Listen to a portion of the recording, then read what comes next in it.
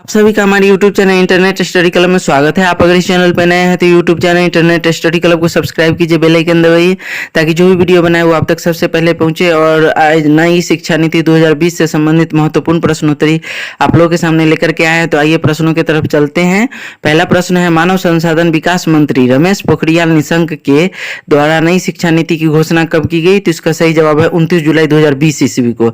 यानी 29 जुलाई 2020 ईस्वी को मानव संसाधन विकास मंत्री रमेश पोखरियाल निशंक के द्वारा नई शिक्षा नीति की घोषणा की गई।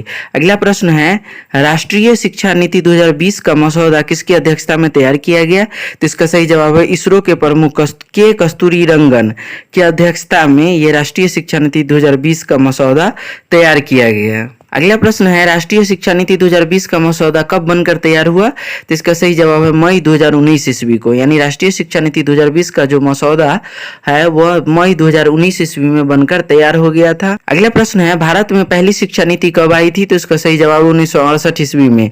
यानी उस समय में इंदिरा गांधी का सरकार था और उसी के समय में भारत में पहली शिक्षा नीति आई थी। अगला प्रश्न है, 1968 ईस्वी में आई शिक्षा नीति का मुख्य सुझाव किसके द्वारा दिया गया?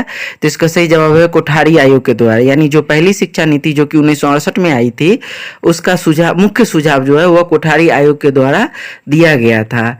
अगला प्रश्न है, भारत में दूसरी शिक्षा नीति कब आई? तो इसका सही जवाब है 1986 ईस्वी में राजीव गांधी के सरकार में। यानी भारत में दूसरी शिक्षा नीति जो आई वह 1986 ईस्वी में, उस समय में राजीव गांधी का सरकार था।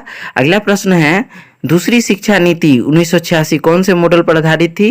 तो इसका सही जवाब है 10+2+3 मॉडल पर। यानी दूसरी शिक्षा नीति जो 1986 में आई थी वह 10+2+3 मॉडल पर आधारित थी। अगला प्रश्न है, दूसरी शिक्षा नीति 1986 में पहली बार किसने और कब संशोधन किया था? तो इसका सही जवाब है पीवी नरसिम्हा राव ने 1992 ईस्वी में। यानी दूसरी शिक्षा नीति 1986 में आई और इसमें पहली बार संशोधन पीवी नरसिम्हा राव के द्वारा 1992 ईस्वी में किया गया। अगला प्रश्न है, राष्ट्रीय शिक्षा नीति 2020 स्वतंत्र भारत की कौन सी नीति है? तो इसका सही जवाब है तीसरी नीति। यानी पहली थी 1968 में, दूसरी 1986 में और तीसरी जो है यही राष्ट्रीय नई शिक्षा नीति 2020 है। अगला प्रश्न है, शैक्षिक मॉडल 10+2+3 के जगह नई शिक्षा नीति 2020 के तहत कौन से मॉडल को लागू किया जाएगा? तो इसका सही जवाब है 5+3+3+4 मॉडल को। यानी 10+2+3 के जगह पर 5+3+3+4 मॉडल को लागू किया जाएगा नई शिक्षा नीति 2020 के तहत। अगला प्रश्न है, नई शिक्षा नीति 2020 के तहत कौन सी कक्षा से ही विषय चुनने की आजादी होगी? तो इसका सही जवाब है 9वीं कक्षा से। यानी नई शिक्षा नीति 2020 के तहत जो है वो 9वीं कक्षा से ही अपने विषय को चुनने की आजादी होगी। अगला प्रश्न है, नई शिक्षा नीति 2020 में कौन से कक्षा तक मातृभाषा या स्थानीय भाषा या क्षेत्रीय भाषा का इस्तेमाल किया जाएगा? तो इसका सही जवाब है 5वीं कक्षा तक। यानी नई शिक्षा नीति 2020 के तहत जो है वह 5वीं कक्षा तक क्षेत्रीय भाषा या स्थानीय भाषा का इस्तेमाल किया जाएगा। अगला प्रश्न है, कौन सी कक्षा से वोकेशनल कोर्स शुरू किए जाएंगे? तो इसका सही जवाब है 6ठी कक्षा से। यानी 6ठी कक्षा से ही वोकेशनल कोर्स शुरू हो जाएगा। अगला प्रश्न है, नई शिक्षा नीति 2020 में कौन से कोर्स को समाप्त कर दिया गया है? तो इसका सही जवाब है एमफिल को। यानी नई शिक्षा नीति 2020 के तहत एमफिल जो था उसको समाप्त कर दिया गया है। अगला प्रश्न है, नई शिक्षा नीति 2020 पर जीडीपी का कितना प्रतिशत खर्च करने का लक्ष्य रखा गया? तो इसका सही जवाब है जीडीपी का 6%, जो कि वर्तमान में जीडीपी का 4.43% है।